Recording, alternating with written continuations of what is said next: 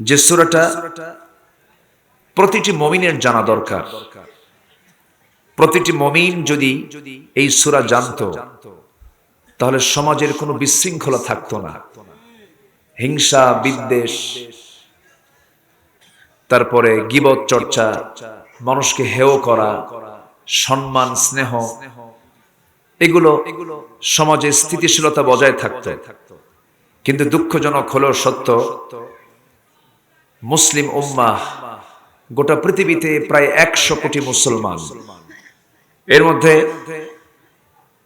18 কোটি মুসলমান 54,000 বর্গ মাইলের সুজলা সুফলা শস্য শ্যামলা এই সোনার বাংলাতেই, অর্থাৎ 180 কোটি মুসলমানের প্রায় 20 কোটি কোন দেশে?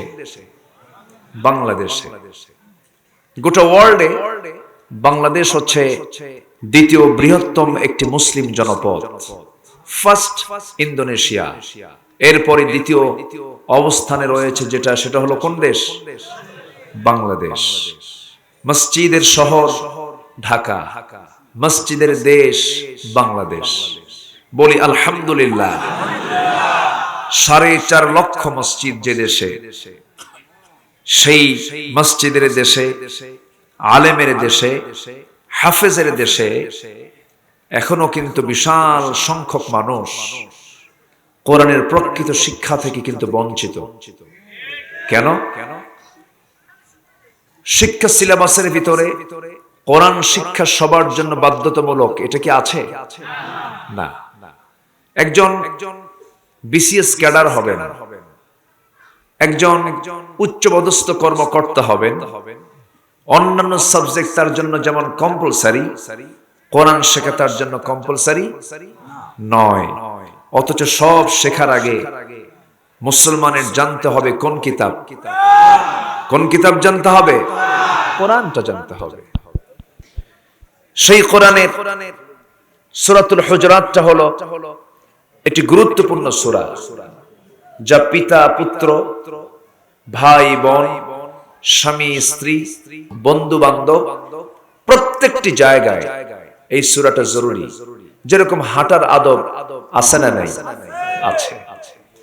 বড়জন সিনিয়র ব্যক্তির সামনে হাঁটছেন, আপনি তার সামনে আগে আগে হাঁটা, এটা কি বেয়াদবি?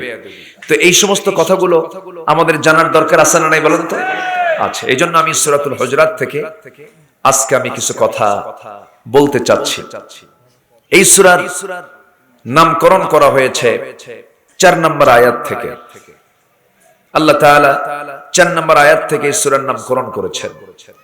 মহান রব্বুল আলামিন বলেন, ইন্নাল্লাযীনা ইউনাদুনাকা মিন ওয়ারাইল হুজুরাতি আকসারুহুম লা ইয়াকিলুন। জোরে বলুন আল্লাহু আকবার। এই সূরাটা আল্লাহ রাব্বুল আলামিন রাসূলকে উপহার দিয়েছেন দুজন দামি সাহাবী। একজন হচ্ছেন আবু বকর, আরেকজন হচ্ছেন ওমর। এই পৃথিবীর দুইজন বিখ্যাত মানুষ, একজন হচ্ছেন প্রথম খলিফা, আরেকজন কোন খলিফা বলেন? দ্বিতীয় খলিফা। মা তালাতিশ শামস ওয়ালা গরাবাত, কোন সূর্যোদয় হয়নি, অস্ত যায়নি যে আবু বকরের চেয়ে শ্রেষ্ঠ কোন মানুষ পৃথিবীতে ছিল। এই জমিনের উপরে, আসমানের নিচে আল্লাহ তাআলা নবীদের পরে যে মানুষটার সম্মান দিয়েছেন, মর্যাদা দিয়েছেন, তিনি হচ্ছেন আবু বকর, তিনি হচ্ছেন ওমর। এই দুইজন সাহাবী নবীর সামনে বসে কোরআন শুনছিলেন, আলোচনাগুলো শুনছিলেন। শোনার মাঝেই হঠাৎ করে ওমরে ফারুক রাদিয়াল্লাহু তাআলার সঙ্গে প্রথম খলিফার বাকবিতণ্ডা শুরু হয়ে গেল। দুজন কথা বলতে বলতে এক পর্যায়ে তাদের কথার আওয়াজ আমার নবীর আওয়াজের চাইতে বড় হয়ে গেছে। বলেন তো ঠিক মানান না বেমানান? মানান না বেমানান? বেমানান হয়ে গেছে। বেমানান যখন হয়ে গেল, আমার নবীজির মন কষ্ট হচ্ছিল, হারে আমার কথার চাইতে কেমন করে তারা বড় আওয়াজে কথা বলে। আল্লাহ রাব্বুল আলামিন সঙ্গে সঙ্গে আয়াত নাযিল করলেন, লা তারফাউ আসওয়াতাকুম ফাওকা সাওতিন নবী ওয়ালা তাজহারু লাহু বিল কওল কাজহরি বা'দিকুম লিবা'দ আন তাহবাতা আ'মালুকুম ওয়া আনতুম লা তা'লামুন। জোরে বলুন আল্লাহু আকবার। হে ইমানদারেরা, তোমরা নবীর আওয়াজের চাইতে বড় কোন আওয়াজ করে কথা বলতে যেও না। যদি বলে ফেলো, এমনটা যদি বেয়াদবি হয়ে যায়, জেনে রেখে দিও তোমাদের নামাজ, তোমাদের রোজা, তোমাদের আমলনামাগুলো সব আনতাহবাতা আমালুকুম, সমস্ত আমলগুলো তোমাদের কাট হয়ে যাবে, নিষ্ফল হয়ে যাবে। কার কথা? আসতে বলবেন না, কার কথা? আল্লাহর কথা। সাইয়েদনা আবু বকরের সামনে একদিন আবু দারদা রাদিয়াল্লাহু তাআলা আনহু আগে আগে হাঁটতেছেন। রাসূল বলছেন, আবু দারদা, আমার আবু বকরের সামনে হেঁটো না, কারণ আল্লাহ তাআলা আমার আবু বকরের মর্যাদা বাড়ায়া দিয়েছেন। জোরে বলি সুবহানাল্লাহ। তাহলে মাহফিলেও আদব আছে না নাই? কিন্তু আমরা বহু জনসভা দেখি, জনসভায় নেতা কথা বলে আর কর্মীরা সিএন নিয়ে মারামারি করে। আছে না নাই? আছে। আচ্ছা, কোন অসুবিধা? আমাকে সবাই শুনতে পাচ্ছেন তো? দেখতে পাচ্ছেন তো? বলি আলহামদুলিল্লাহ। ক্যামেরাগুলো একটু ডিস্টার্ব হয়, কিন্তু কি করবেন, আপনি শুনছেন হাজার হাজার, আর ক্যামেরা গোটা পৃথিবীর কোটি কোটি মানুষকে তারা শোনাবে, দেখাবে। তাহলে এদের দরকার কিছু আছে না নাই? আচ্ছা, থাকুক। ধমক টমক দিয়েন না। এরা যদি ধমক দেন, এরা তো হার্ট স্ট্রোক করবে। এত মানুষের ধমক খাইলে কি ওরা বাঁচার কথা? সম্মানিত ভাইয়েরা, আসুন। তাহলে সূরাটার নাম কি মনে আছে আপনাদের? সূরাতুল হুজুরাত। আমার নবীজি এই সূরাটা যখন নাজিল হলো, এই সূরার ভিতরে আল্লাহ তাআলা 10টা হুকুম দিয়েছেন। কয়টা হুকুম? যদি সুযোগ হয় 10টা হুকুম নিয়ে বলার চেষ্টা করব। জোরে বলি ইনশাআল্লাহ। তবে এদেশে দেখবেন বহু নামের শেষে, বহু লোকের নামের শেষে সিদ্দিকী খেতাব আছে। আছে না? সিদ্দিকী, বহু সিদ্দিকী আছে কি? আছে না? আছে। যেরকম বঙ্গবীর কাদের সিদ্দিকী, লতিফ সিদ্দিকী, এরকম করে কিন্তু বহু আলেমদের নামের শেষে এরকম সিদ্দিকী আছে না নাই? মানে হচ্ছে সিদ্দিক মানে যিনি অধিক সত্যবাদী। আবার আছে জিহাদি, আছে না নাই? আছে। বহু নামের শেষে লকব থাকে, কিন্তু আসল সিদ্দিক খেতাব যদি আমার আল্লাহর কাছ থেকে পাওয়া যায়, নামের শেষের দরকার কি আছে? আমরা সিদ্দিক খেতাব পেতে চাই কার কাছ থেকে? আল্লাহর কাছ থেকে। আল্লাহ বলছেন, বান্দা তুমি আমার কাছে 3টা আমল করে আসো, আমি তোমাকে নিজে সিদ্দিক খেতাব দিয়ে জান্নাত দিয়ে দেব। সুবহানাল্লাহ। তাহলে আমরা খেতাবটা নেব কার কাছ থেকে? আল্লাহর কাছ থেকে। আমার দেশের মানুষ কি মিথ্যা কথা কয়? আসতে বলে মিথ্যা কথা বলে কি? বছরে একবার বলেন। তাহলে যদি সিদ্দিক খেতাব না পাই, যদি মিথ্যা কথা কই, তাহলে আমাদের নামের শেষে কি দরকার? হ্যাঁ, কাজ্জাব। الصدق ينجي والكذب يهلك الصدق يهدي إلى البر والبر يهدي إلى الجنة والكذب يهدي إلى النار। মিথ্যা মানুষকে জাহান্নামের দিকে নিয়ে যায়, সত্য মানুষকে জান্নাতের দিকে নিয়ে যায়। সত্য কোথায় নিয়ে যায়? আর মিথ্যা মানুষকে জাহান্নামের দিকে নিয়ে যায়। আমরা সত্য বলে জান্নাতে যাব না মিথ্যা বলে জান্নাতে যাব? সত্য বলে। তাহলে আল্লাহর কাছে সত্যবাদী হওয়ার জন্য আমরা সাজেশন নেব কার কাছে? আল্লাহর কাছে। সম্মানিত হাজিরিন, মাসি 2 প্রকার। একটা শুধু মাছি, আরেকটা হলো মৌমাছি। এই আমার আগে বলতে দেন। একটা হলো মাছি, আরেকটা হলো মৌমাছি। মাছি দু প্রকার। একটা মাছি দিয়ে বান্দা উপকার পায়, আর আরেকটা মাছির বৈশিষ্ট্য হলো যেখানেই পড়ে সেখানে পায়খানা করে। এটার কাজ হলো জীবাণু ছড়ানো, জীবাণু ছড়ানো। এই মাছ, কিছু কিছু মাছি আছে যে মাছির কোনো ভালো গুণ বৈশিষ্ট্য নাই, সে পাত্রে অপাত্রে, জায়গায় অজায়গায়, সব জায়গায় বসে। কিন্তু মৌমাছি বসে খারাপ কোন জায়গায়? আসতে বলবে না। খারাপ কোন জায়গায় মাছি কি বসে? না, সব সময় বসে হলো যেখানে ঘ্রাণ আছে, যেখানে রস আছে, যেখানে বান্দার কল্যাণ আছে, এমন জায়গায় মাছিগুলো বসে। এর নাম হলো মৌমাছি। আল্লাহ তাআলা এই মৌমাছির কথা কোরআনে বলেছেন। আমাদের চরিত্র হওয়া দরকার মাছির মতো না মৌমাছির মতো? আল্লাহ রাব্বুল আলামিন মৌমাছিকে লক্ষ্য করে বলেছেন, ওয়াআউহা ইলান নাহলি আন ইত্তাখিযি মিনাল জিবালি বুয়ুতা। আমি মৌমাছিকে অর্ডার দিয়েছি, ওহী দিয়েছি, গাছের ডালে, পাহাড়ের চূড়ায়, পাহাড়ের কিনারে কিনারে তুমি সুন্দর করে বাসা বানাবে, মৌচাক তৈরি করবে, মধু সংগ্রহ করে মৌচাকে মধু রেখে দেবে। আর সেই মধুর মধ্যে আমি আল্লাহ বান্দার মধ্যে, বান্দার জন্য, মানুষের জন্য সমস্ত রোগের ঔষধ আমি আল্লাহর মধ্যে রেখে দিয়েছি। আমার ভাইয়েরা, আমার বন্ধুগণ, এই পৃথিবীতে ওষুধের জন্য বহু শিল্প কারখানা রয়েছে, ওষুধ কারখানা রয়েছে। এর মধ্যে বহু ওষুধ ভুল হতে পারে। চিকিৎসা ক্ষেত্রে কেমিস্ট্রির মধ্যে কিছু রং থিওরি থাকতে পারে। যারা কেমিস্ট, যারা কেমিক্যাল যারা তৈরি করেন, ওষুধ প্রস্তুত করতে নিয়ে কিছু ভুল হতে পারে। কিন্তু আল্লাহ তাআলা বান্দার জন্য যে ওষুধ বানানোর জন্য যে প্রাণীকে সিলেক্ট করেছেন, এমন সুন্দর করে ঔষধ বানায় যে ঔষধ প্রস্তুতে বিন্দু পরিমাণ কোনো ভুল থাকে না। জোরে বলি সুবহানাল্লাহ। আল্লাহু আকবার। মুরব্বি খুব জোশওয়ালা, কিন্তু মুরব্বির আওয়াজের সাথে আমাদের আওয়াজ মিলে না। সবাই দেয় এক আওয়াজ, উনি দেন আরেক আওয়াজ, তাই না? জি, একটু মিলে দিতে হবে, তাই না? একটু মিলে দিতে হবে।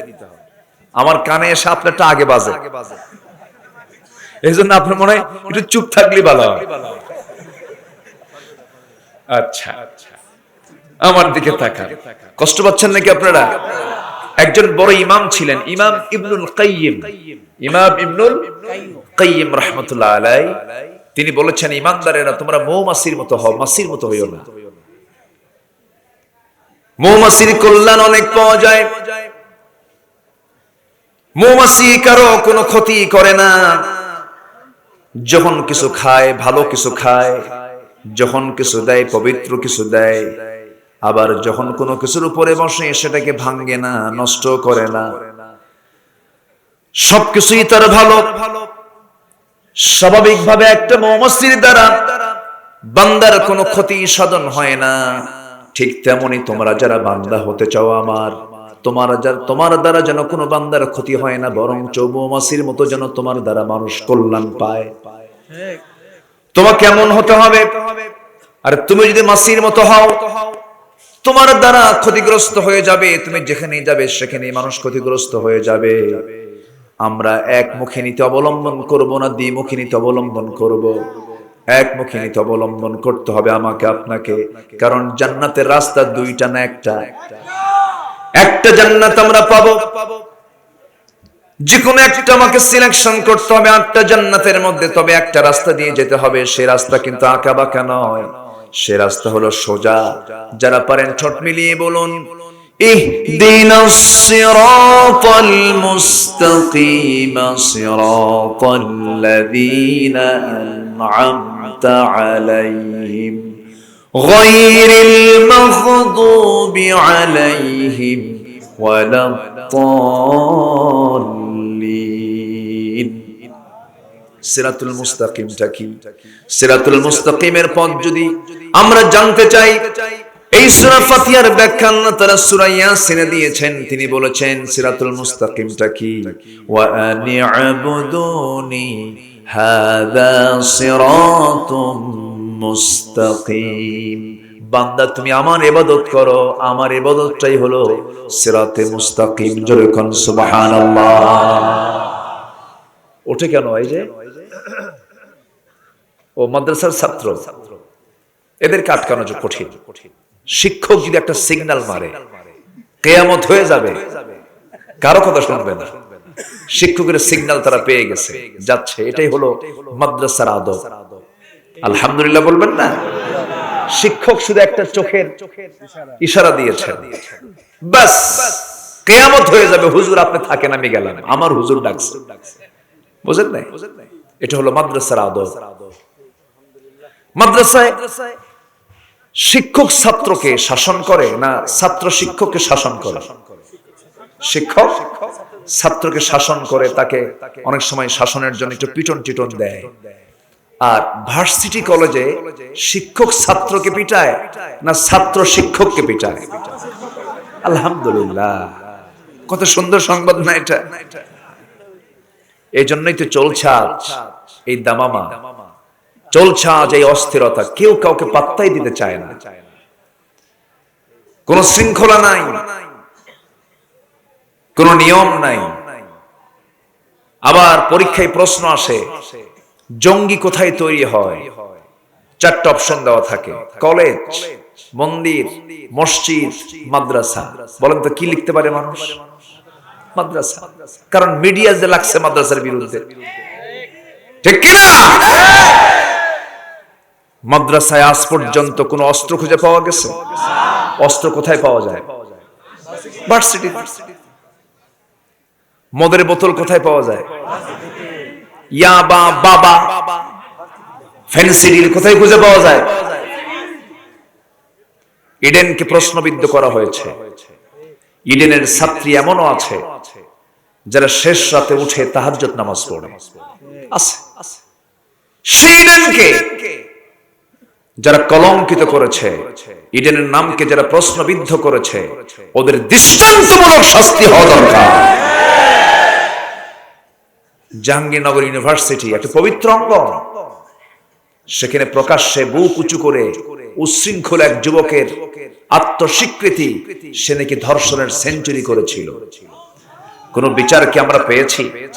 না।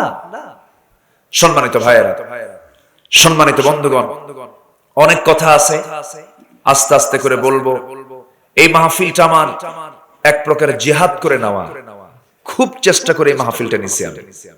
এই যে পাগল, নাম হচ্ছে রমদান, আমাকে নেওয়ার জন্য সে চলে গেছে 18 ঘন্টা জার্নি করে পঞ্চগড়। ছাড়ে না। সেখান থেকে গেছে আবার রাজশাহীতে। আমি সেদিক যাই, সে সেদিক যায়। হুজুর ডেট না দিয়ে যাবেন কই? ডেট দিতেই হবে।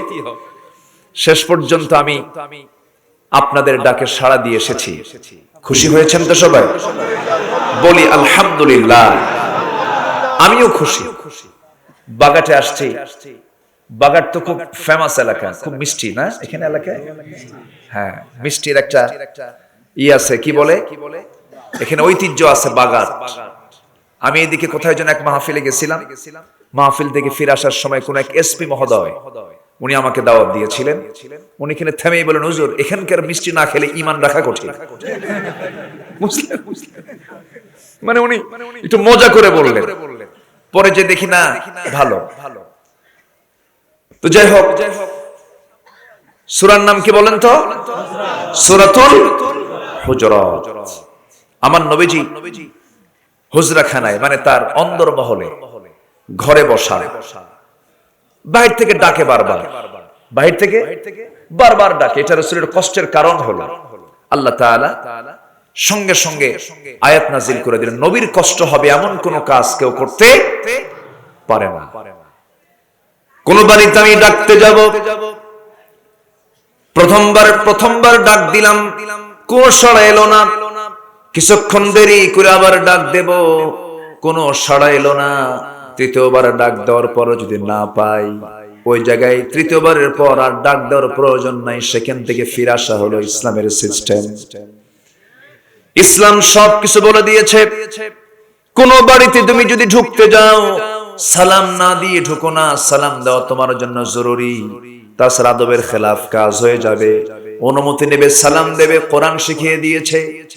যদি কোনো বান্দা কোনো বাড়ির জানালার কাছ দিয়ে যদি উকি মেরে ভিতরের দিকে তাকায়, রাসূল বলেছেন ওই দৃশ্য যদি কোনো মুসলমান দেখতে পায়, সে যদি রাগে গোসায় ফেটে পড়ে যদি সে যদি খোঁচা দিয়ে তার চোখ ও কানা করে দেয়, তার কোনো দোষ হবে না।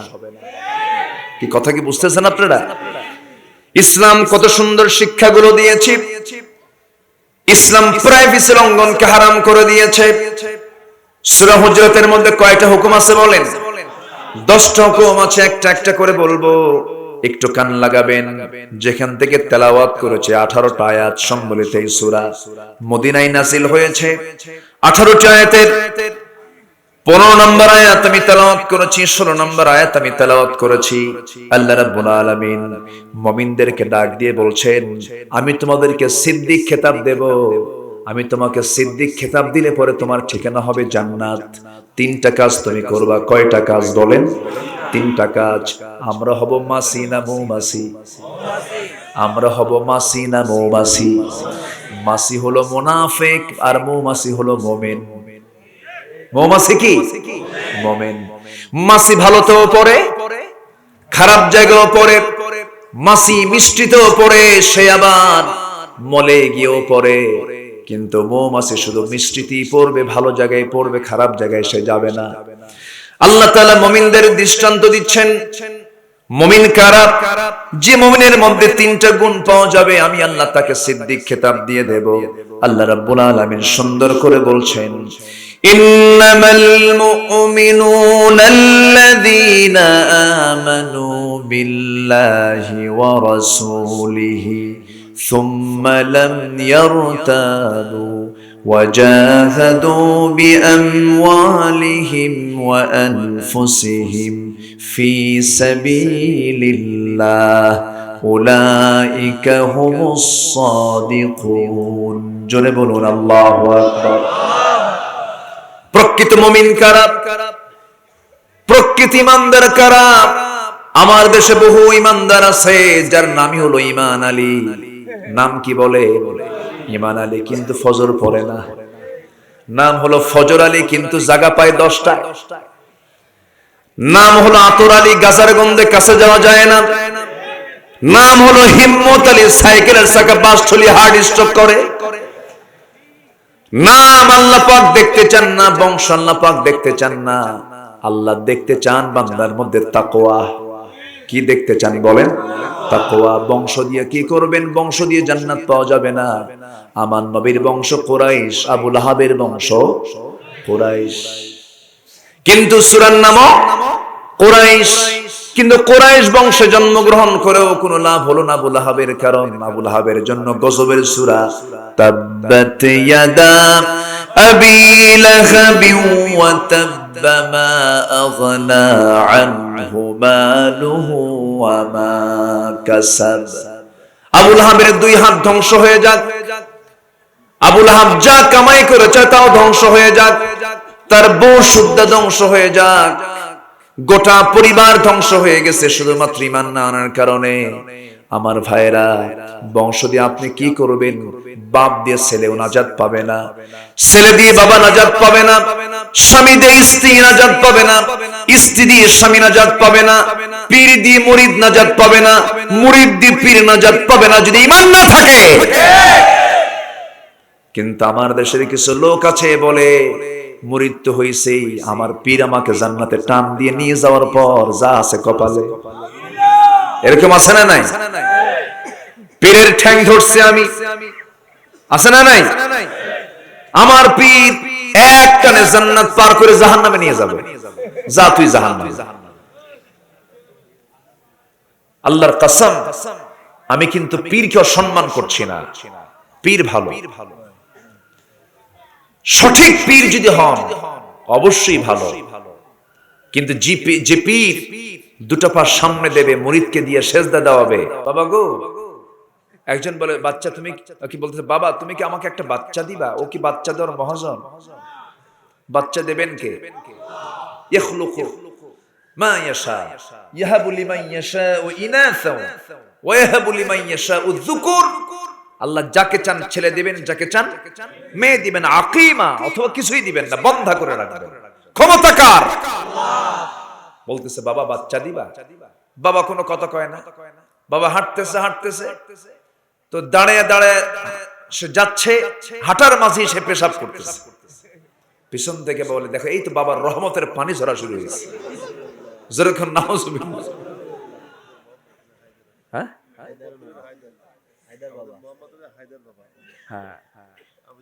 আচ্ছা, অতএব সব বাবা ছাড়ো, নিজের বাবা ধরো। ঠিক কিনা? নিজের বাবা খুশি, আরশ খুশি। আমার কথা না, রাসূলুল্লাহর কথা। রিদার রাব্বি ওয়া রিদাল ওয়ালিদি ওয়া সাখতুহু ফি সাখতিল ওয়ালিদ। পিতা খুশি, আল্লাহ খুশি। পিতা নারাজ, আল্লাহ নারাজ। বাপ বড় না মা বড়? বাপ ছোট। আমরা বাপের পক্ষে কথা বলেন, বাপ বড় না মা বড়? এই তো ফাইন উত্তর দিয়েছেন।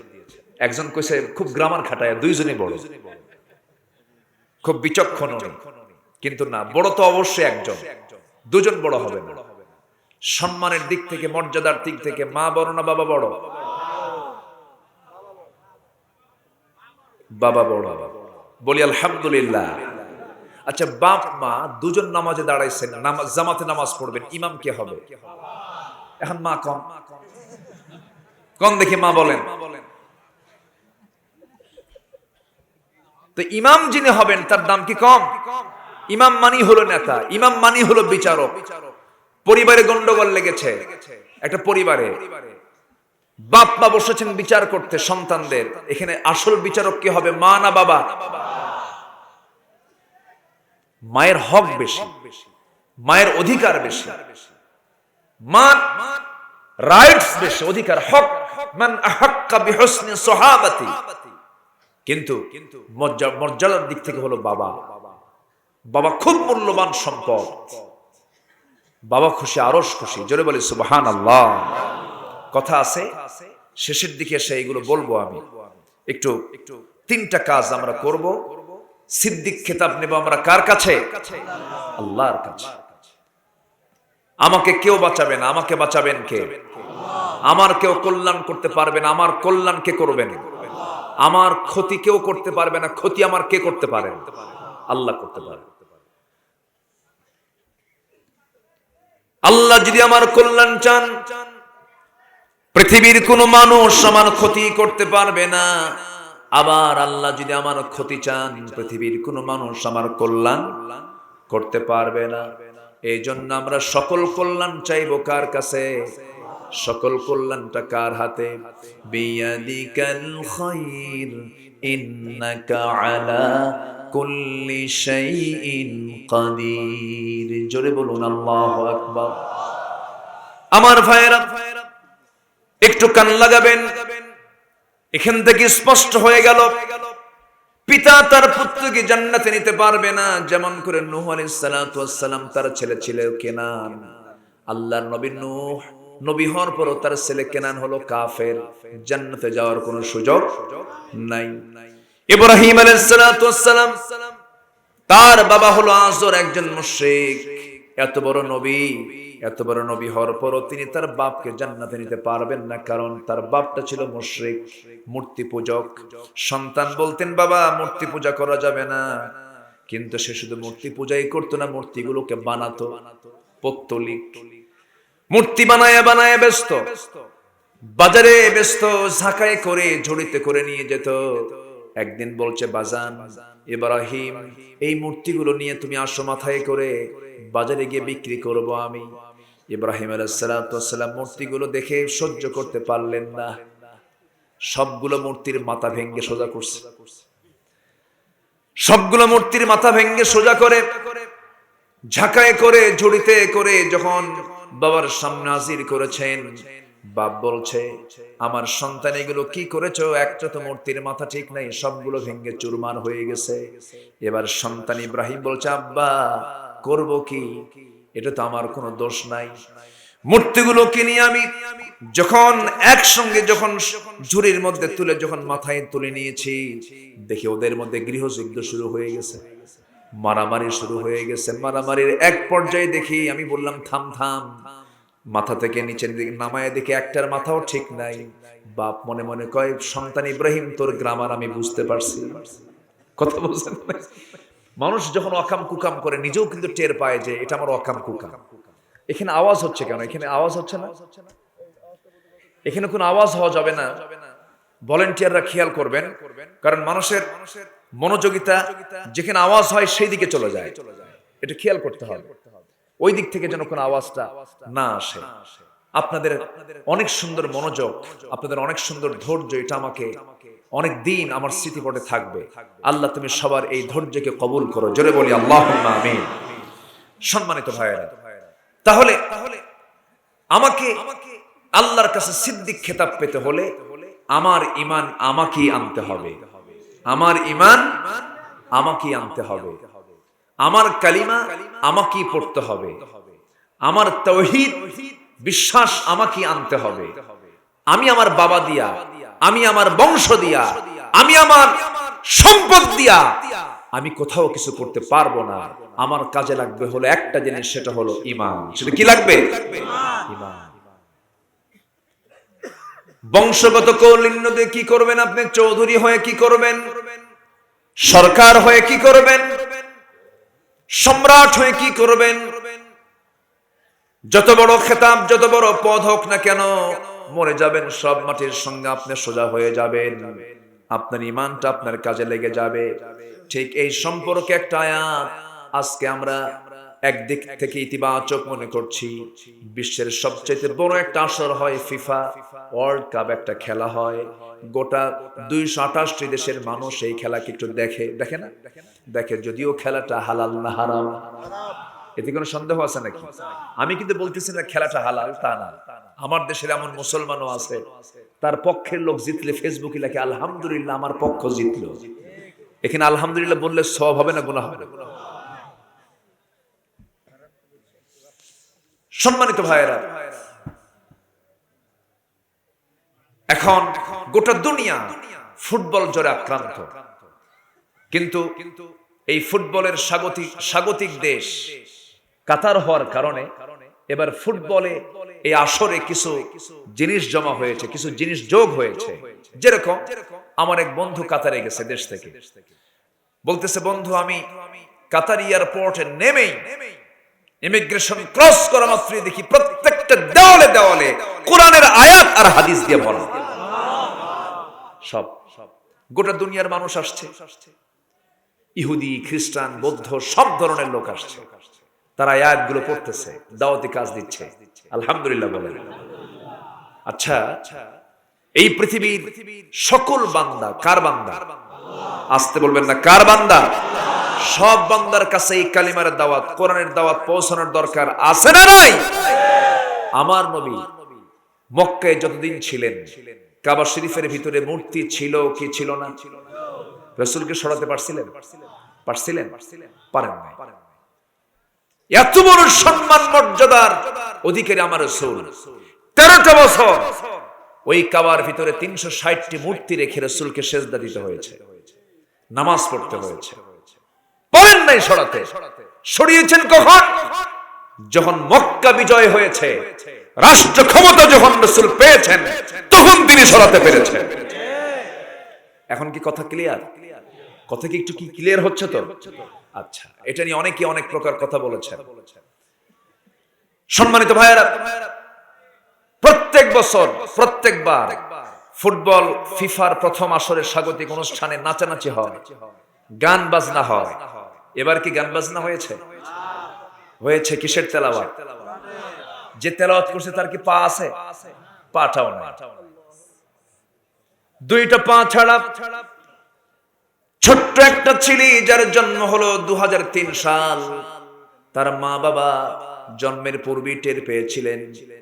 যখন তারা টেস্ট করেছেন, বাচ্চাটা পেটে আছে, দুইটা পা তার নাই, দুইটা পা নাই। এমন একটা সন্তানকে নিয়ে বাপ মা কি করবেন? ডাক্তার পরামর্শ দিয়েছে অ্যাবর্শন করে একে দুনিয়াতে বেঁচে রেখে লাভ কি? তখন ওই স্বামী স্ত্রী, ওই বাচ্চার বাপ মা সিদ্ধান্ত নিয়েছিল যে ও আমার স্বামী, তুমি হবে আমার এই সন্তানের ডান পা আর আমি হব তার বাম পা। বাপ মার দোয়া কবুল না মিস বলেন? আল্লাহ তাআলা এই সন্তান কেমন সুন্দর করে কবুল করে নিয়েছেন। কোটি কোটি আরাবিয়ান, কোটি কোটি আরবদের মাঝে এই সন্তানটা খুবই জনপ্রিয় একজন বক্তা, যার বক্তৃতার ছোঁয়া লেগেছে পশ্চিমা বিশ্ব, ইউরোপের দিকে ছোঁয়া লেগেছে। বড় বড় অভিনেতা তার সুন্দর তেলাওয়াতটা শুনে, সুন্দর কথা শুনে আকৃষ্ট হয়ে গেছে।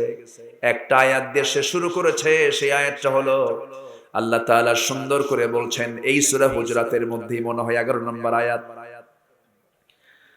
আল্লাহ তাআলা সুন্দর করে বলছেন, না অন্য আয়াত আল্লাহ তাআলা বলছেন ইয়া, না এই সূরা হুজরাতের মধ্যে এসেছে 13 নম্বর আয়াত। কত নম্বর?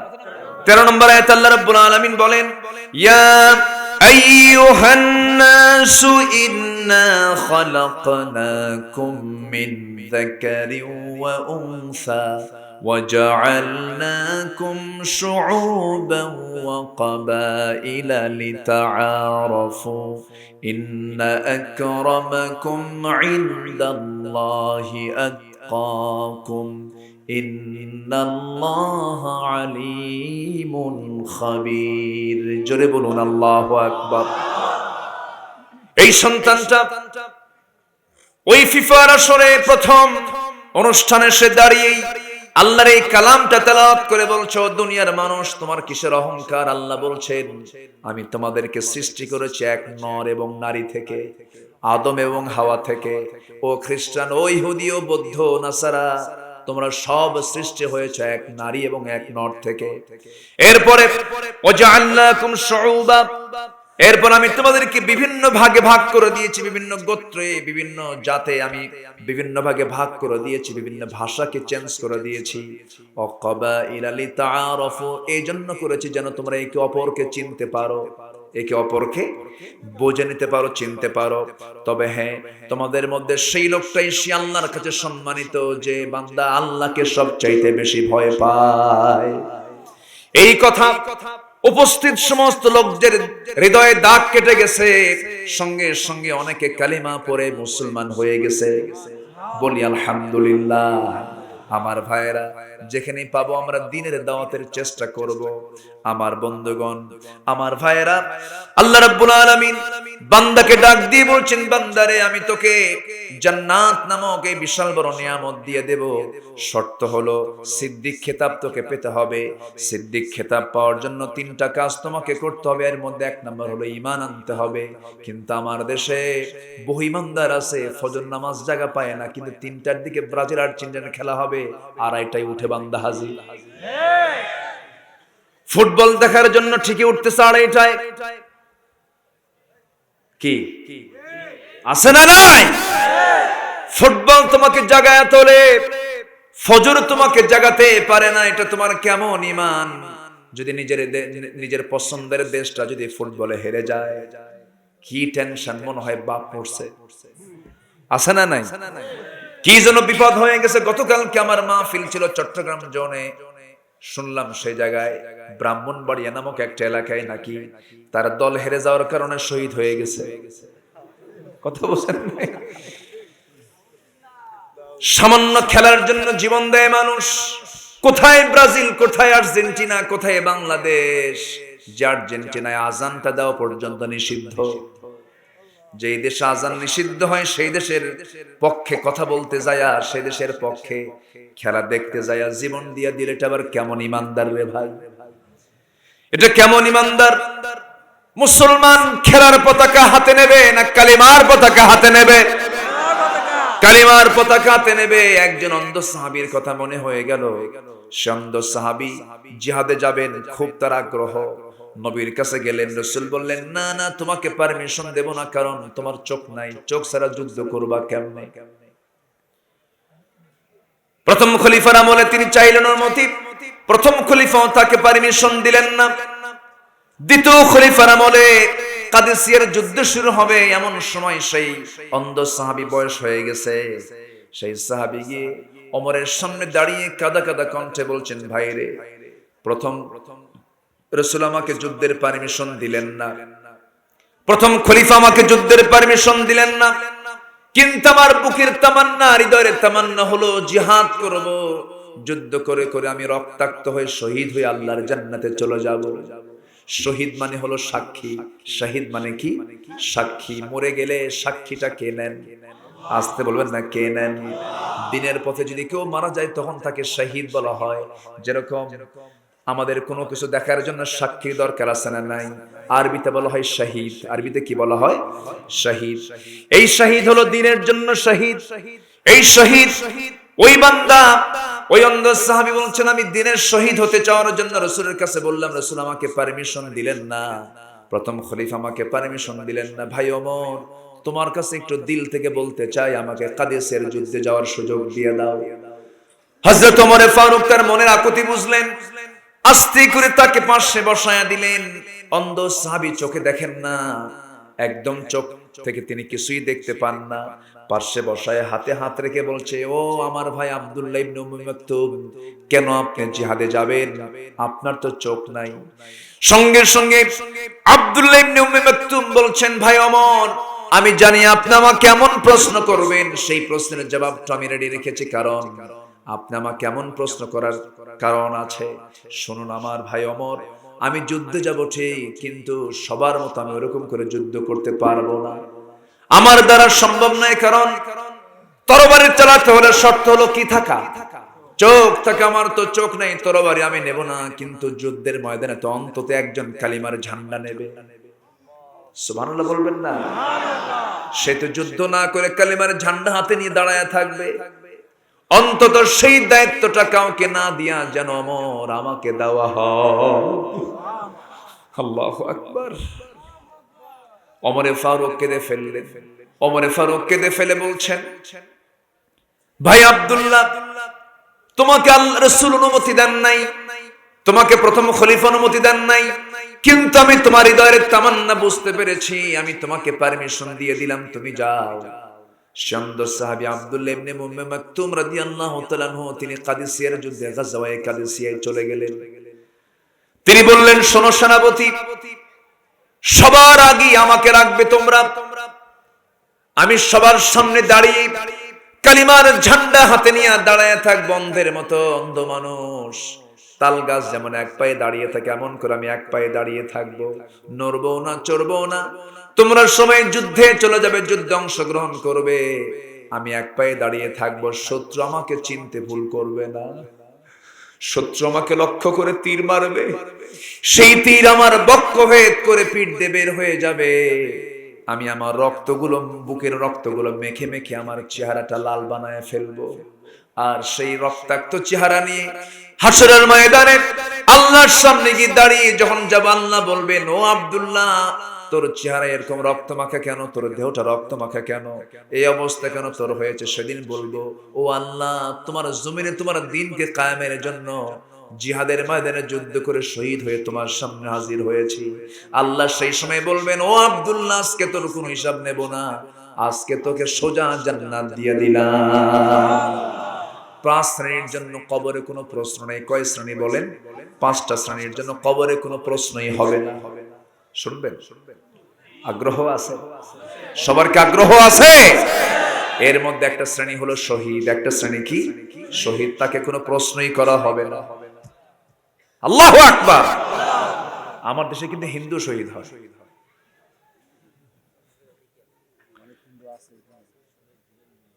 আমার ভাইয়েরা, শহীদ শব্দের সাথে কিন্তু মুসলমানদের শরিয়ত জড়িত। শহীদ শব্দের সঙ্গে কিন্তু হিন্দু ভাইরা জড়িত নন, কারণ শহীদের ভাষা হলো মুসলমানদের, অন্য ধর্মের মুসলমানের। এবং সেই যুদ্ধ হতে হবে দ্বীনের জন্য, ইসলামের জন্য।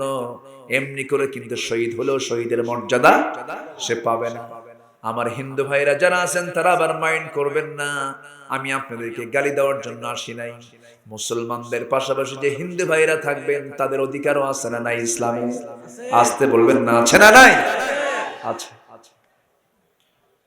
আমি কি দোয়া করে দেব? তো ওঠে কেন? এই যে হ্যাঁ, চাপ চাপ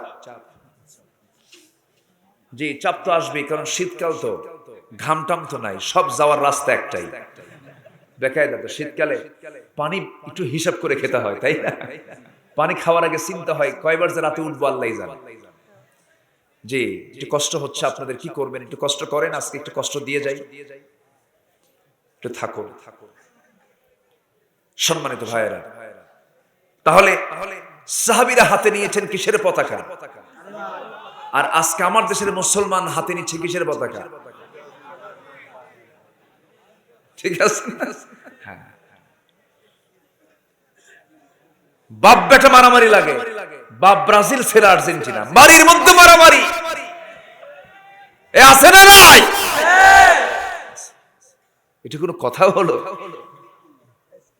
এগুলো করা যাবে না। ইমানদার বেহুদা অনর্থক যে কাজের কোনো বরকত নাই, যে কাজের সময় শুধু বেহুদা যায়, ওই কাজে মুসলমান যাবেই না, ঠিক কি না? এটা মুসলমানের কাজ হতে পারে না। 3 মাইল 2 মাইল লম্বা পতাকা বানায়, ওদিকে ভ্যান চালায় খায়, দেখছেন? আছে না নাই? বলেন আছে না নাই? এগুলো কেন? এগুলো করা যাবে না।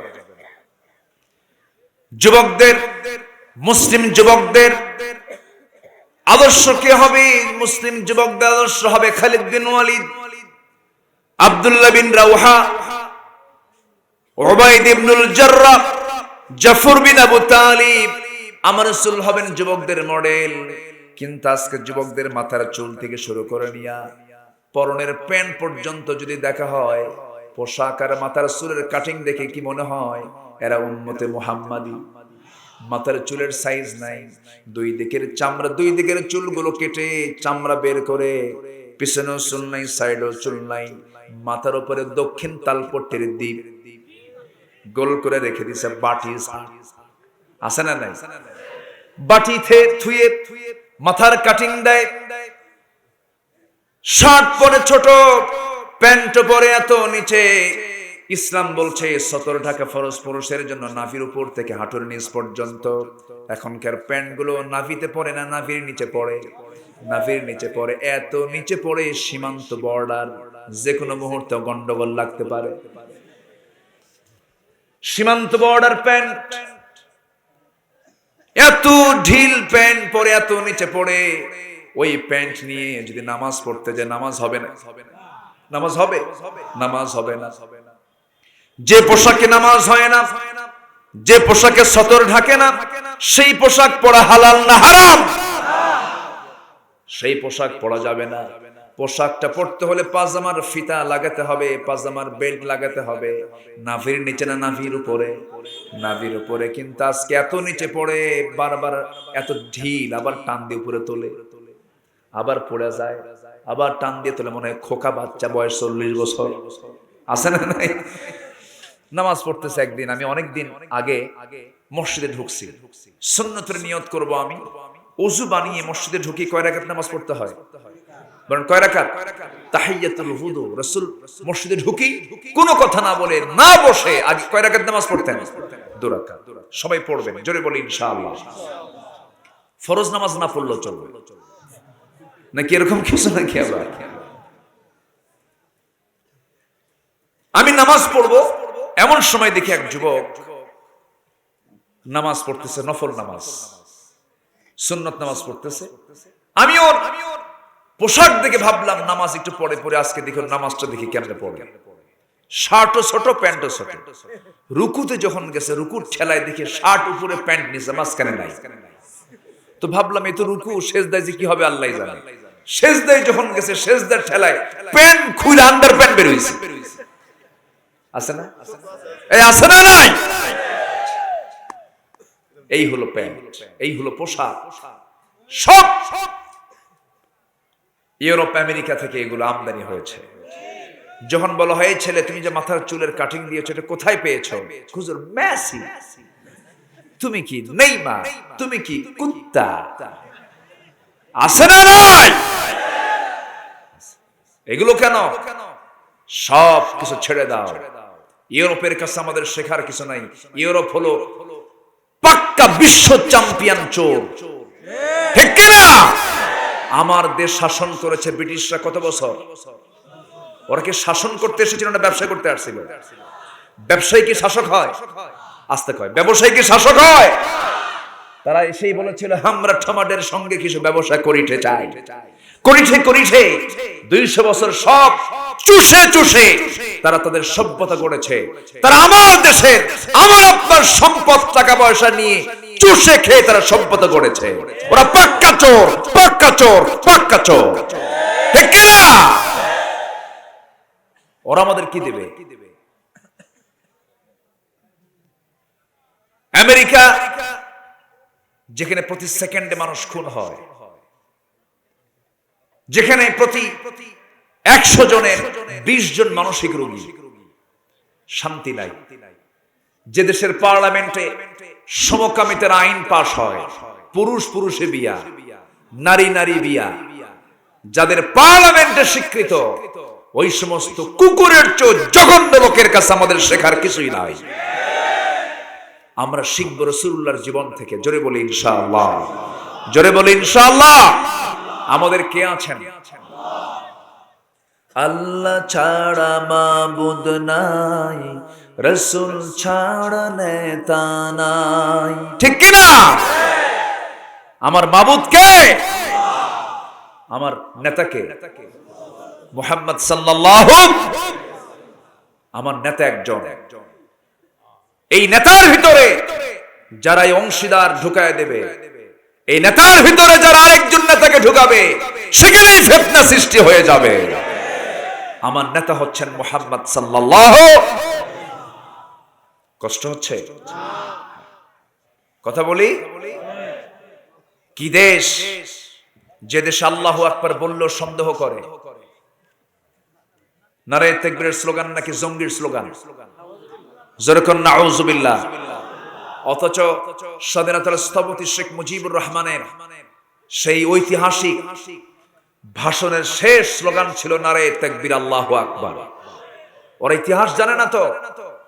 ঘাপটি মারা কিছু নাস্তিক দেশের এই তাওহীদের চেতনাকে তারা প্রশ্নবিদ্ধ করছে।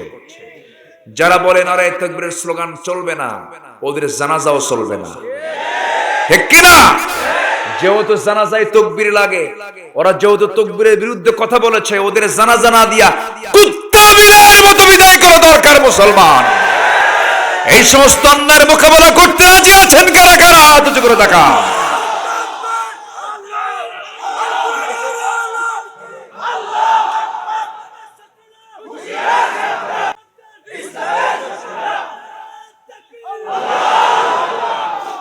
আল্লাহ কবুল করুন।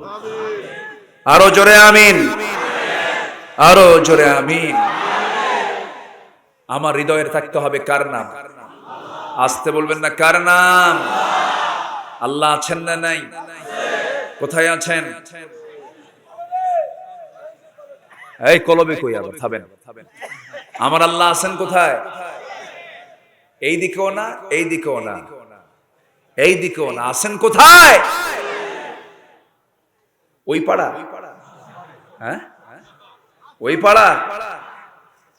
মাথার উপরে মেঘ, মেঘের উপরে সূর্য, রাতের বেলা চাঁদ, এর উপরে তারকা, মহাশূন্য, এরপরে নীলাকাশ, এরপরে কি না আরো আছে। এই মহাশূন্যে ঝুলন্ত কিছু সৃষ্টি আল্লাহ পাক রেখে দিয়েছেন। সূর্য পৃথিবী থেকে, এই 228টি দেশের এই পৃথিবী, 228টি দেশ নিয়ে এই পৃথিবীর চেয়ে সূর্য 13 লক্ষ গুণ বড়। ওই সূর্য থেকে তারকা, বেটেল জুইস একটা তারকা 33 কোটি গুণ বড়।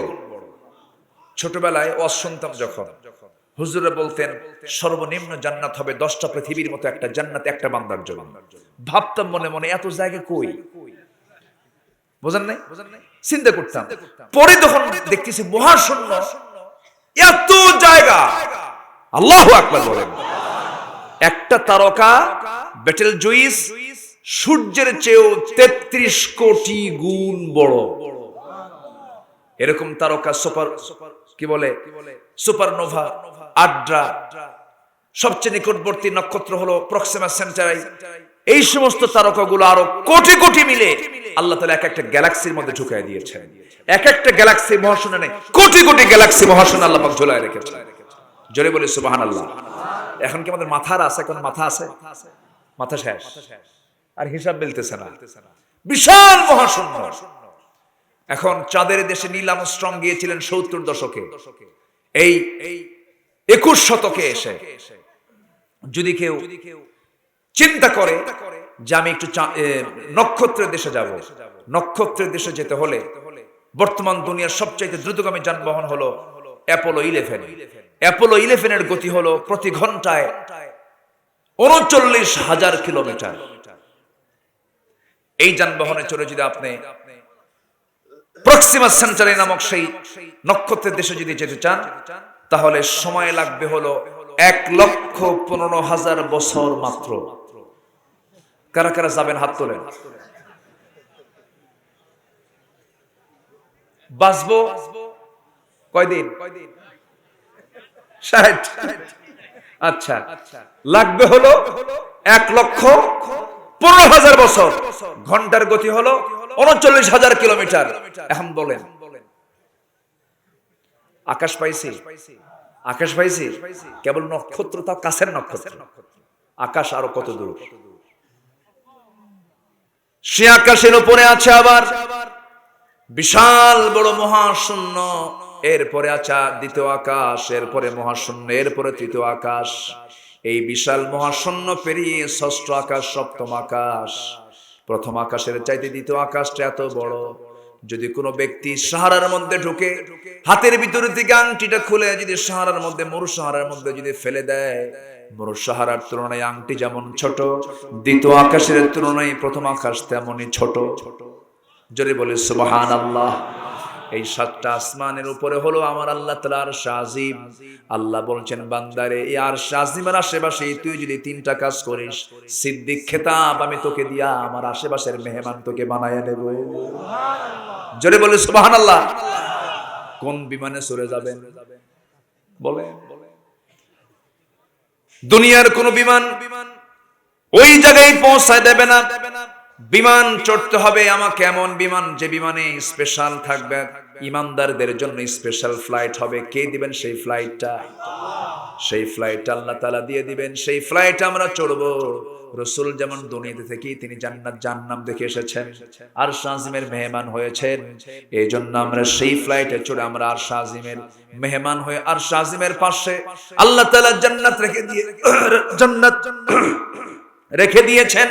সেই জান্নাত আমরা লাভ করতে চাই। আল্লাহ তাআলা জান্নাত নামক জায়গাটা আরশ আজিমের আশেপাশে রেখে দিয়েছেন। কেমনে প্রমাণ হয়ে গেল?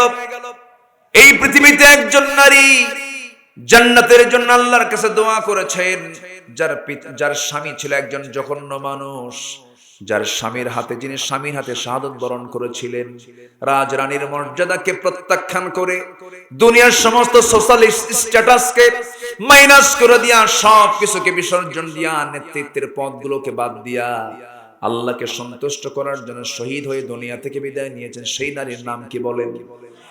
বলেন সেই নারীর নামটা কি? আজকের যারা, আমি বিশ্বাস করছি আজকের যারা শ্রোতাগুলো আছেন সব ভদ্র শ্রোতা, খুব ট্যালেন্ট শ্রোতা। আলহামদুলিল্লাহ, খুব সুন্দর জবাব দিয়েছেন। আসিয়া আলাইহিস সালাতু ওয়াস সালাম, আসিয়া আলাইহিস সালাতু ওয়াস সালাম যখন তিনি হকটা জানতে পারলেন, ঈমান যখন বুঝতে পারলেন, ফেরাউন তার বিষয়টা জানতে পেরে বলতেছে, আসিয়া শুনলাম নাকি তুমি ইসলাম কবুল করেছো। আসিয়া বলছেন, শুনবেন কেন? আপনি আমার স্বামী, আপনিও জেনে নেন আমি ইসলাম কবুল করেছি, আপনি ইসলাম কবুল করেন। জোরে বলেন সুবহানাল্লাহ। কারণ ভালো মানুষ অন্যের খারাপ চায় না, ভালো চায়, ভালো চায়। আমি যেটা ভালো মনে করি আমার স্বামী, আপনিও তাকে ভালো মনে করবেন। এই কথা বলে তিনি তাকে কালিমার দাওয়াত দিলেন। ফেরাউন কি কালিমার দাওয়াত গ্রহণ করার মতো মানুষ নাকি? এই পৃথিবীতে সবচেয়ে বড় অবাধ্য ছিল আল্লাহর সবচাইতে বড় জালিম ছিল সেই লোকটার নাম কি বলেন? আসতে বলবেন না, সেই লোকটার নাম কি? ফেরাউন। আল্লাহ তাআলা ফেরাউনের নামটা কোরআনে অনেকবার দিয়েছেন, মুসার কথা বলেছেন। আল্লাহ তাআলা কোরআন নাজিল করেছেন নবীর উপরে, সেই নবীর নাম কোরআনে এতবার উল্লেখ আসে নাই যতবার মুসার নামটা আসছে। মুসার নামটা অনেকবার বলা হয়েছে। 44টা সূরাতে মুসা ফেরাউনের কথা, কয়টা সূরা? 44টা সূরাতে 532 আয়াতে আল্লাহ তাআলা মুসার কথা টেনেছেন। এতবার বলার মূল কারণ হলো এই পৃথিবীর সবচেয়ে বড় তাগুত ছিল হলো ফেরাউন। তাগুত হলো যে নিজেই ইসলামকে মানে না, অন্য কাউকে মানতে দেয় না, তার নাম হলো ফেরাউন। তার নাম কি বলেন? ফেরাউন।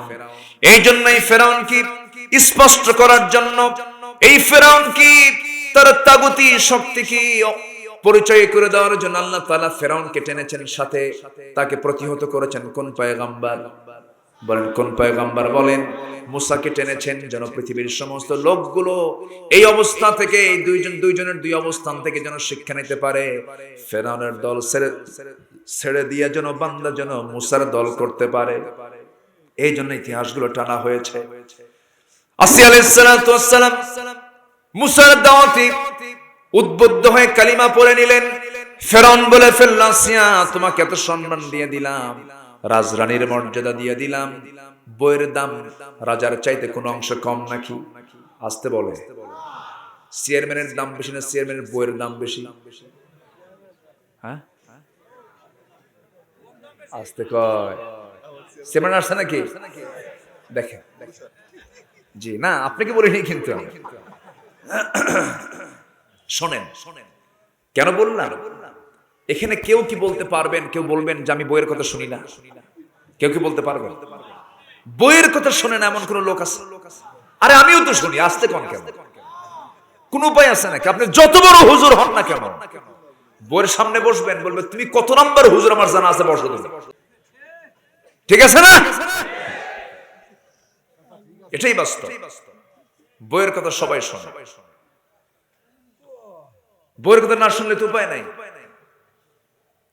সাইয়েদনা ওমর ফারুকের মতো মানুষ, এত বড় তার দাপট ছিল, যার হুঙ্কারে রোম পারস্য থরথর করে কাঁপত।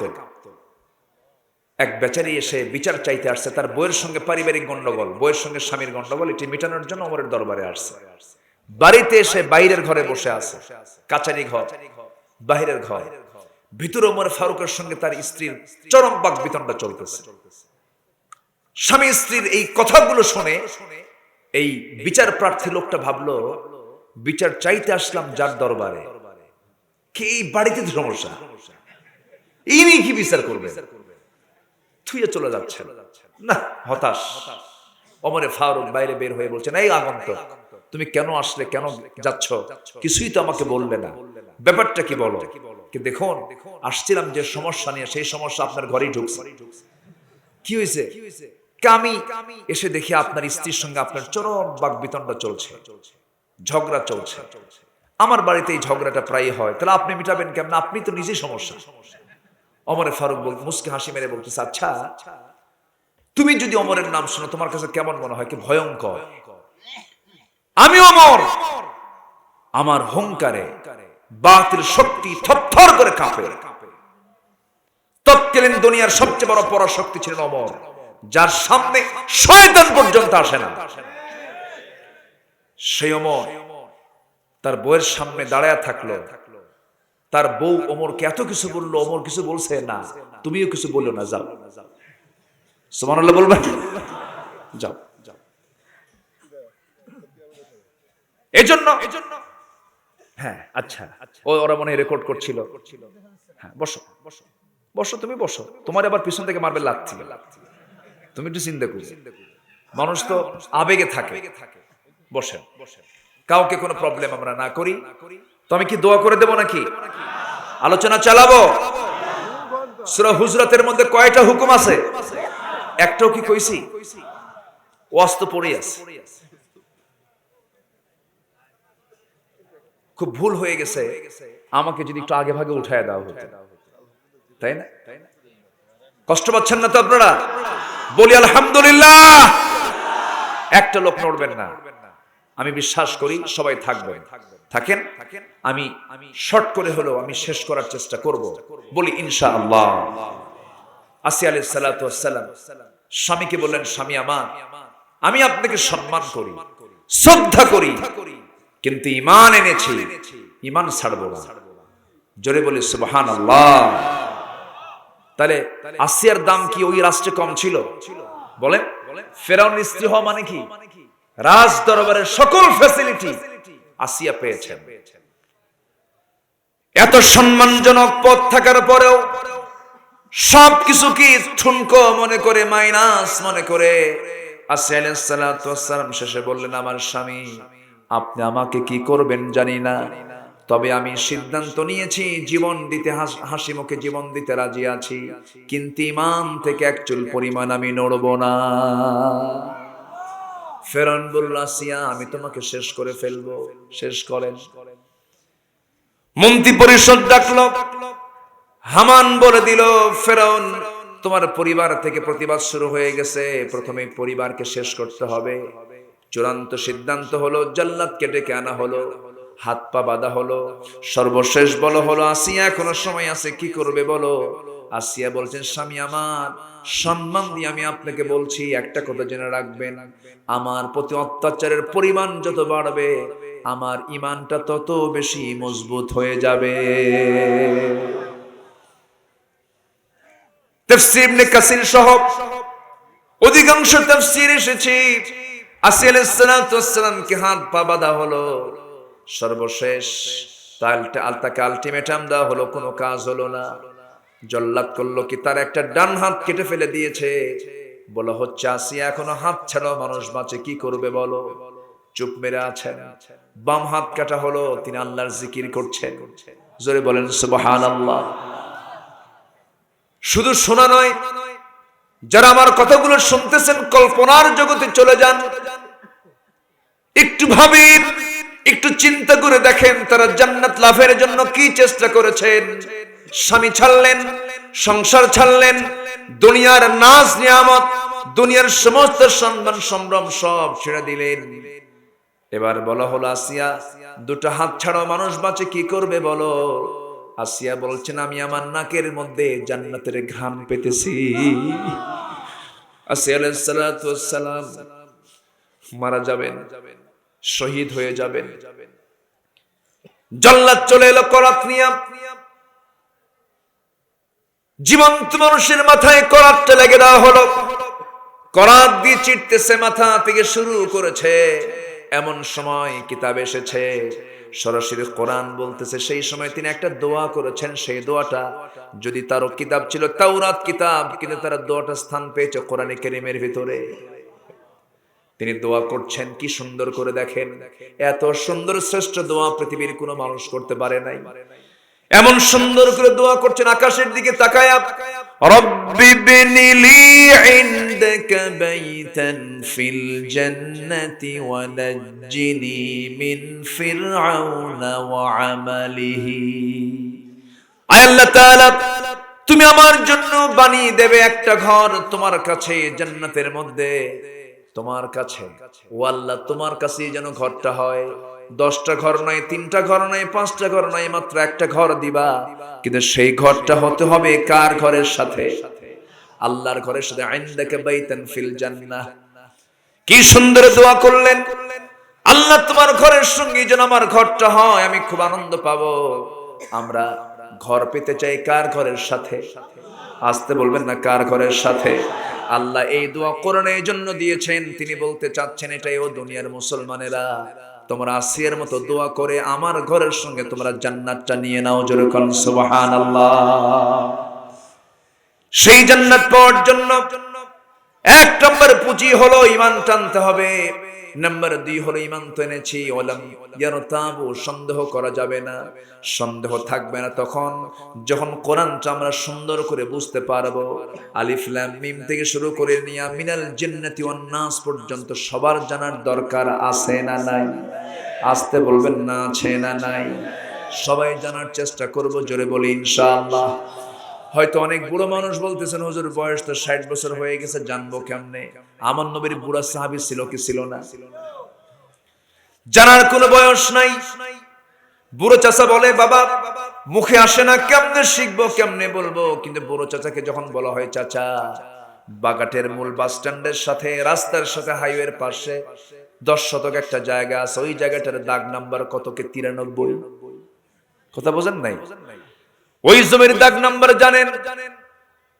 যতগুলো জমি আছে প্রত্যেকটা জমির শতক কত, দাগ নাম্বার কত, সিএস কত, এমআরআর কত, খতিয়ান নাম্বার কত, সব তিনি জানতে পারেন, সব তিনি মুখস্থ বলতে পারেন। কিন্তু কোরআনের আয়াত তিনি বুঝেন না।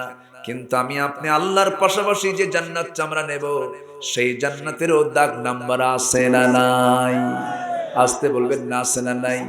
সেই দাগ নাম্বার হলো কোরআনে কারীমের আয়াতগুলো। আল্লাহ তাআলা বলছেন বান্দারে আমি তোমাকে জান্নাতুল ফিরদাউস নামক জান্নাত দিয়ে দেব। সূরা কাফের মধ্যে আল্লাহ রাব্বুল আলামিন বলছেন দুটো আমল করবা তুমি, আমি তোমাকে জান্নাতুল ফিরদাউস দিয়ে দেব। এটা হলো জান্নাতের দাগ। জোরে বলুন সুবহানাল্লাহ। কিসের দাগ? জান্নাতের দাগ। আমরা সবগুলো জানবো কি থেকে বলেন? কোরআন থেকে। সন্তানকে আলেম বানাবেন, কুন আলিমান আও মুতাআল্লিমান আও মুস্তামিআন আও মুহিব্বান ওয়ালা তাকুন খামসান ফাতুহলিক। তুমি আলেম হও অথবা আলেমের বাবা হও অথবা আলেমকে মুহাব্বত করো, আলেমের কথা শোনো। ওয়ালা তাকুন খামসান, 5 নাম্বার হয়ো না, ফাতুহলিক, ধ্বংস হয়ে যাবে। আলেম হও, আলেমের পিতা হও, অথবা শ্রবণকারী হও, অথবা তাকে ভালোবাসো। 5 নাম্বার হয়ো না, তুমি ধ্বংস হয়ে যাবে বলেছেন মুহাম্মদ সাল্লাল্লাহু আলাইহি ওয়াসাল্লাম। আমরা শিখবো, জোরে বলি ইনশাআল্লাহ, আরো জোরে বলি ইনশাআল্লাহ। তাহলে দুইটা কাজ আমরা শিখে নিলাম। নাম্বার 3 হলো وجاهدوا بأموالهم وأنفسهم في سبيل الله أولئك هم الصادقون। নাম্বার 3 হলো জিহাদ করব কার পথে? আসতে বলবেন না, কার পথে? জিহাদ হবে আল্লাহর পথে।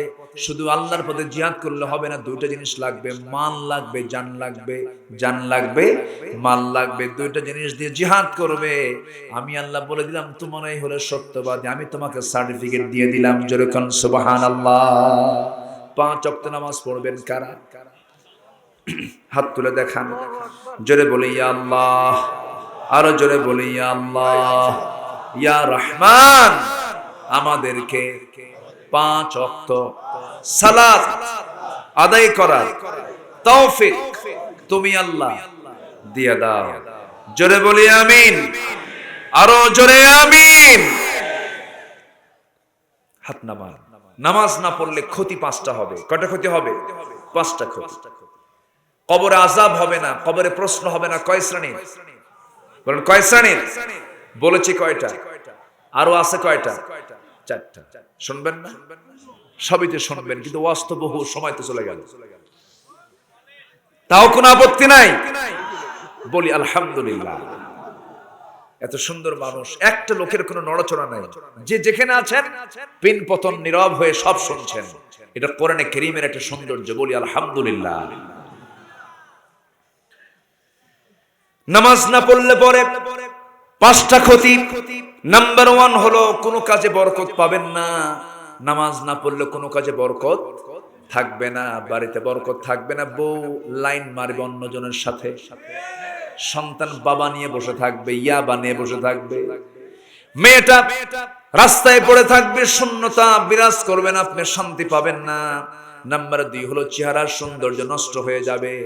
যে পাপ করবে, পাপের চেহারা আছে না নাই বলেন? বিড়ি খেলে বিড়ির চিহ্ন কোথায় থাকে? কোথায় থাকে? মদ খেলে মদের চিহ্ন কোথায় থাকে?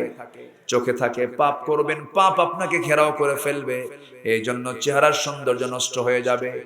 আমার মা, আপনি যদি আপনার চেহারার সৌন্দর্য রক্ষা করতে চান, আমি আপনাকে বলে দিচ্ছি, হাদিসের দৃষ্টিকোণ থেকে যদি কোনো মা, যদি কোনো ভাই যদি 5 ওয়াক্ত নামাজ যদি ওযু বানায় নামাজ পড়ে, পৃথিবীর শ্রেষ্ঠ ফেস ওয়াশ ওযুর মধ্যে হয়ে যায়, পৃথক করে তার কোনো পারফিউম লাগানোর দরকার হবে না। যদি বলি আলহামদুলিল্লাহ। নাম্বার 3 হলো নামাজ নষ্ট করলে পরে দোয়া কবুল হবে না। দোয়া কবুল হবে না নামাজ না পড়লে পরে। নাম্বার 4 হলো নামাজ না পড়লে পরে মানুষের হৃদয় থেকে কোনো দোয়া আসবে না। নাম্বার 5 হলো নেককারদের দোয়া থেকে আপনি বঞ্চিত হয়ে যাবেন। এই জন্য আমরা নামাজটা কেউ কাজা করব না। নামাজটা কার হক? আসতে বলবেন না, কার হক? আল্লাহর হক। আল্লাহ আমাকে কত কি দিয়েছেন, আল্লাহকে দেওয়ার দরকার আছে না নাই? সেদিন মালয়েশিয়ার একজন প্রবাসী ভাই, আমার বন্ধু মানুষ, মালয়েশিয়া থাকে, বড় ব্যবসা করে। সেই ভাইটা হঠাৎ করে আমাকে ফোন দিয়েছেন, ফোনে কথা বললাম, তার রোগের কথা একটু জানলাম। কয়েক বছর আগে মালয়েশিয়া মাহফিলের জন্য গিয়েছিলাম। সেই মালয়েশিয়ার সফরে গিয়ে সে বন্ধুর হাতটা চেপে ধরেছি, একটা মেশিন লাগানো হাতের মধ্যে। বললাম, ভাই তোমার হাতে এটা কি? বলতেছে, মেশিন। কেন? 2টা কিডনি নষ্ট হয়ে গেছে। 2টা কিডনি নষ্ট হয়ে যাওয়ার কারণে আমার ডায়ালিসিস করতে হয়, অকেজো কিডনি, আমার কিছু নাই ভাই। সঙ্গে সঙ্গে বললাম, কেন, কি কেমন করে কি করেন? বলতেছে, এই যেখানে মেশিন লাগানো আছে 7 দিন পর পর ডায়ালিসিস মেশিনের কাছে গিয়ে আমার হাতের মধ্যে সুই ঢুকায় দিয়ে আমার সমস্ত রক্তগুলো বের করে ডায়ালিসিস করে ফেটে ফেটে রক্তটাকে আবার সুন্দর করে ফাটায় ফাটায় আবার দেহের মধ্যে আবার ঢুকায় দেয়। 7 দিন থাকে এরকম কিছু। কিন্তু কিডনি থাকলে পরে এমনটা আমার হতো না। সেই ডায়ালিসিস মেশিনটার ওজন হলো 100 কেজি। আর আমার আল্লাহ তাআলা আমার আপনার রক্তকে সুন্দর করে ফিল্টারিং করার জন্য, ডায়ালিসিস করার জন্য এমন সুন্দর 2টা মেশিন দিয়েছেন। ছোট্ট 2টা মেশিন, কিডনি 2টা দিয়েছেন। একটা দিলেও চলতো। মাত্র 200 গ্রামের মধ্যে আল্লাহ তাআলা 20 লক্ষ ছাকনি দিয়ে দিয়েছে। জোরে বলে সুবহানাল্লাহ। 20 লক্ষ ছাকনি দিয়ে দিয়েছেন। প্রতিনিয়ত রক্তগুলোকে ফিল্টারিং করতেছে। আল্লাহ বলছেন, বান্দারে আমি তোর এমন রব, সব দিকে আমি তোর সবকিছু খেয়াল করে রাখি। যদি 200 গ্রাম কিডনি না দিয়ে যদি ডায়ালিসিস মেশিনটার মতো যদি 100 কেজি 200 কেজি কিডনি হতো, আমি হলাম 80 কেজি, কিডনি হলো 200 কেজি, আপনি চলবেন না কিডনি নিবেন? কত অসুবিধা হয়ে যেত। এই 2টা চোখ, এই 2টা কান, এই নাক, এই গলা, আমার কাছে মনে হয় পদ্মা, মেঘনা, যমুনা যত বড়, আল্লাহ তাআলা আমার চোখ, কান, নাক তার চেয়ে বেশি বড় করে দিয়েছেন। জোরে বলে সুবহানাল্লাহ। এই চোখের পিছনে আছে 20 লক্ষ পার্টস। কয় লক্ষ বলেন? 20 লক্ষ ছোট ছোট পার্টস আছে। 1,70,000 রগ আছে। একটা রগ যদি নষ্ট হয়ে যায়, আপনি প্যারালাইজড রোগী হয়ে যাবেন, আপনি অকেজো হয়ে যাবেন, চোখে দেখতে পারবেন না। আল্লাহ তাআলা সূক্ষ্ম সূক্ষ্ম ভেইন দিয়েছেন। আল্লাহ তাআলা যে পরিমাণ নার্ভ দিয়েছেন, আমার আপনার দেহটাকে গোটা পৃথিবী 50 বার ঘোরানো যাবে। এত বড় নিয়ামত দিয়েছেন। আল্লাহ বলছেন, বান্দারে তুই আমার গড়ানো তোর এই দেহটা দিয়া 5 ওয়াক্ত নামাজে সুন্দর করে সেজদা দিয়ে দিবি, আমি আল্লাহ খুশি হয়ে আমি তোকে সব মাফ করে দেব। নামাজ পড়বো কয় ওয়াক্ত? আসতে বলবেন না, কয় ওয়াক্ত? আমার মাদেরকে বলি, আমার মা, আপনি 5 ওয়াক্ত নামাজ পড়বেন। স্বামীর খেদমতের দিকে একটু খেয়াল করবেন। রমজান মাসে রোজা রাখবেন। পর্দার বিষয়টা খেয়াল করবেন। 14 জন পুরুষ ছাড়া কারোর সঙ্গে সাক্ষাৎ করা যাবে না। 14 জন পুরুষের জন্য মেয়েদের সাক্ষাতের অনুমতি ইসলামে আছে না নাই? বাবা, ভাই, চাচা, মামা, ভাতিজা, ভাগিনা, জামাই, এদের সঙ্গে দেখা করতে কোনো সমস্যা নাই। কিন্তু এর বাইরে 14 জনের বাইরে কোনো পরপুরুষের সঙ্গে মেয়েরা দেখা করতে গেলে পর্দার দরকার আছে না নাই? অবশ্যই যার সঙ্গে বিয়ে জায়েজ তার সঙ্গে দেখা করা হারাম, আর যার সঙ্গে বিয়ে জায়েজ নাই তার সঙ্গে দেখা করা কি? যার সঙ্গে বিয়ে জায়েজ নাই তার সঙ্গে দেখা করা জায়েজ। ইসলাম কত সুন্দর সিস্টেম করে দিয়েছে। এই সিস্টেমটা যদি আজকের সমাজে চালু থেকে যেত, আল্লাহর কসম করে বলি, প্রত্যেকটা ঘরে ঘরে খাদিজার মতো মানুষ পয়দা হয়ে যেত। কিন্তু মার্কেটে আজকে পুরুষ বেশি না মহিলা বেশি? বলেন কি বেশি? মহিলা বেশি। সন্ধ্যার পরে মার্কেটে পুরুষ বেশি না মহিলা বেশি? মহিলা বেশি। স্বামীকে ধমক মেরে কয়, তুমি কি মার্কেট বোঝো নাকি? আছে না নাই? ধমক মেরে সোজা চলে যায় মার্কেটে ঢং ঢং করে। স্বামীর সামনে সাজে না, স্বামীর সামনে সুন্দর আতর ব্যবহার করে না, স্বামীর সামনে ঘামের পচা দুর্গন্ধ বের হয় শরীর থেকে, কিন্তু মার্কেটে যেতে এমন সেন্ট ব্যবহার করে, এমন সেন্ট লাগায়, অপর পুরুষের নাকে যায় ধাক্কা খায়। আছে না নাই? এগুলো করবেন না মা। আপনার স্বামী পরকিয়া করে, পরকিয়া বন্ধ করতে হবে আপনাকে। আপনার চরিত্র সুন্দর করে আপনাকে চেষ্টা করতে হবে মা। আপনি পারবেন আপনার স্বামীকে ভালো করতে, আপনার স্বামী আপনি পারবেন আপনার স্ত্রীকে ভালো করতে। এই জন্য স্বামী স্ত্রীর মধ্যে মিল বন্ধনের দরকার আছে না নাই? আসতে বলবেন না, আছে না নাই? আল্লাহ তুমি সবাইকে বোঝার তৌফিক দিয়ে দাও। জোরে বলি আমিন। কবরে আযাব হবে না কয়জনের বলেন? বলেন কয়জনের? 5 জনের। 1 নম্বর হলো শহীদ। 1 নম্বর কি? শহীদ। নাম্বার 2 হলো, না আসেন দোয়া করে দিই। এই ভাই বসেন না, 2-1 জন যাবে। আমি এটা কেন বলতেছি জানেন? তাকে দেখে যেন আর কেউ না যায়। আল্লাহ তুমি সবাইকে কবুল করো, জোরে বলি আমিন। খুব সুন্দর মানুষ আপনারা।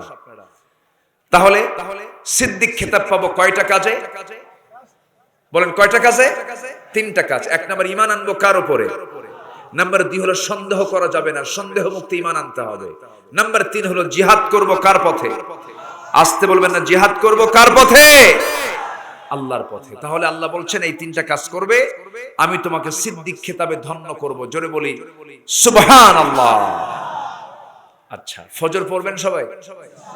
ফজর কারো কাজা হবে না তো? জোরে বলি ইনশাআল্লাহ।